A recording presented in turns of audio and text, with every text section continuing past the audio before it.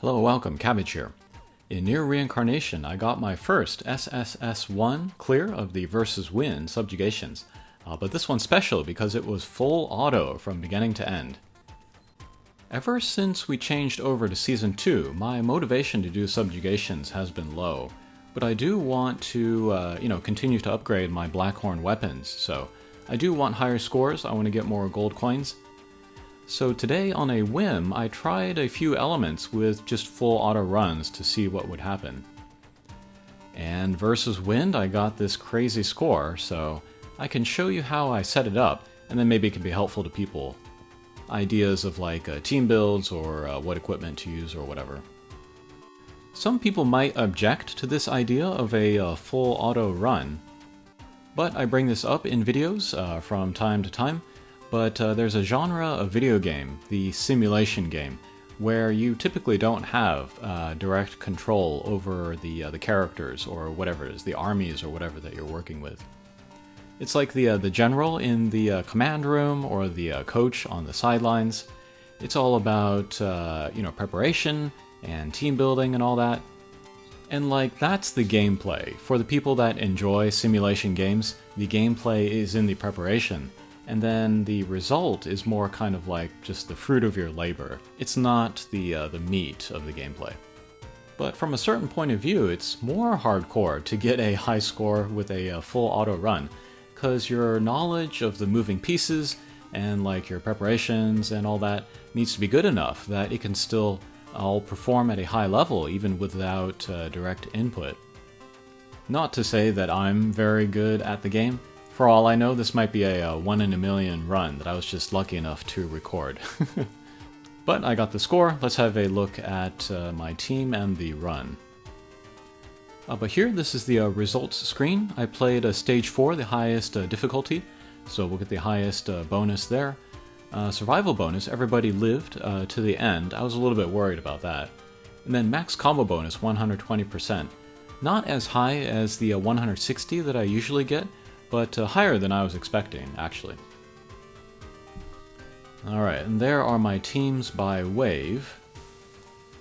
Me being free to play, I don't have a lot of collaboration or limited characters, so I'm semi-proud of the score that I got here without a lot of those characters. Wave 1, I usually go for the high combo here, and I've actually continued to use the characters with the high hit character skills. There's no need to do this with a full auto run. But people like F66X and Lavania, they're great choices otherwise for subjugations anyway, so they fit there. And then I built Lavania for attack, which is why he has that nice damage score there. Wave 2, main attacker, is New Year's Noel. I was happy to use her here. Using Fractured Lars for the giant defense break. He's level 90 now, I'm very happy about that. And then his character skill is C, just like New Year's Noel, so they can get out their character skills very close together. And then here's my new Fractured Akiha. She's a good support character for fire. I was a little nervous about taking out Summer Akiha to use her, but in Wave 3, I can use Fractured 063Y as my main attacker. Finally got him to level 90, so I can kind of graduate him from Wave 1, put him into Wave 3. And then support in Leon and Gale. Okay, here is a closer look at the build for Wave 1. Don't know if I have anything to say here. Yeah, not really. Okay, let's head in. Kind of going to be funny to watch the run, because there's no kind of technique to talk about because I wasn't playing it. Oh, and then the order of companions matters. I want to use like 2 companions with attack up buffs on them, ideally, and then I want to use them on the 2 left characters. So in this case, it's F66X and Lavania, because companions will fire from the left. And then, yeah, attack buffs, maybe the best thing that we can get from companions. Of course, I want to get the knockdown every wave. So if we can achieve that, that is ideal. And then if I can get Lavania's character skill in during knockdown, that would be even better.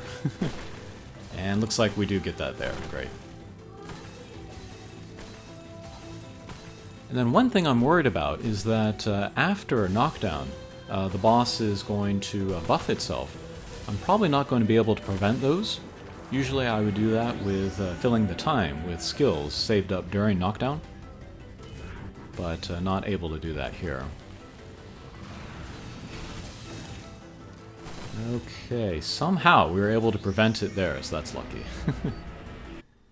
Okay, here's a closer look at Wave 2. I have a proficient weapon on New Year's Noel there. I think she has like 100% critical rate, 200% critical damage. Oh, one important thing here is that I raised Akeha's attack, so it's just above New Year's Noel's attack, so that it will draw the attacks to Akeha instead. Noel is not built for defense or taking hits, so I can kind of manipulate the AI to protect her. Okay, let's head in.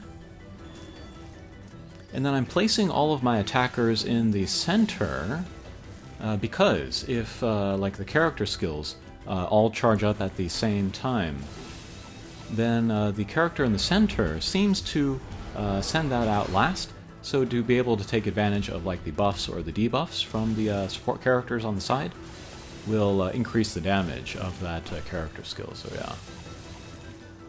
That's also why Lavania was in the middle, first wave. Okay, Noel's got the max 100% attack buff. We'll see if we can make that last through knockdown. So Noel is still taking attacks, but Akeha is kind of sharing the load there. Okay, let's see if we can get out Noel's character skill during knockdown. Alright, great. 5 million per hit, that's good.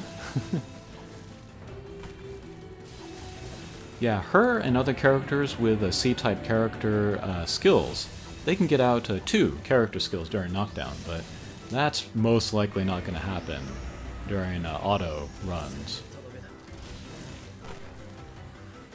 Okay, so the boss did the buff here, raised the attack way up. Targeted Akeha just survived, so that helps my survival bonus.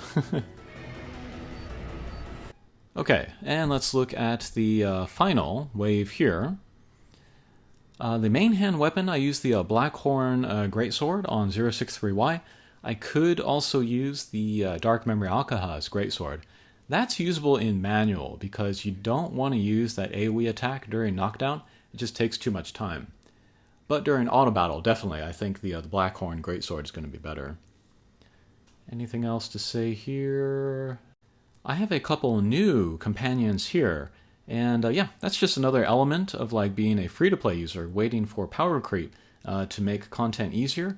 I can use new stuff like new weapons, new units, the debris items, or new companions. Okay, let's head in.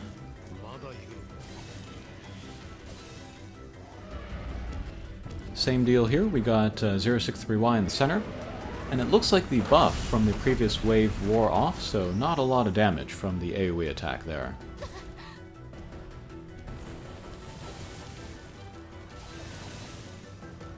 And my score was already pretty high at this point, so I was feeling pretty good about the run.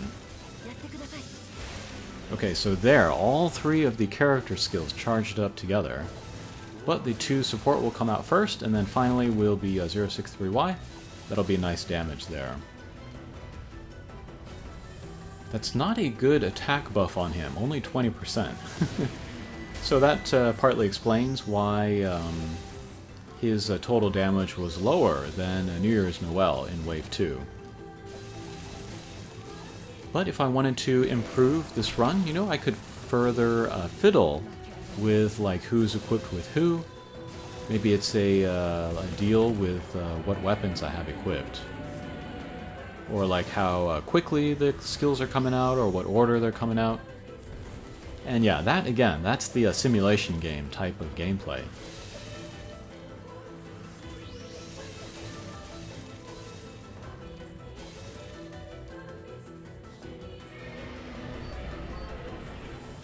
Okay, that'll do it for this run. There's the score, first get of SSS1. Get the badge there.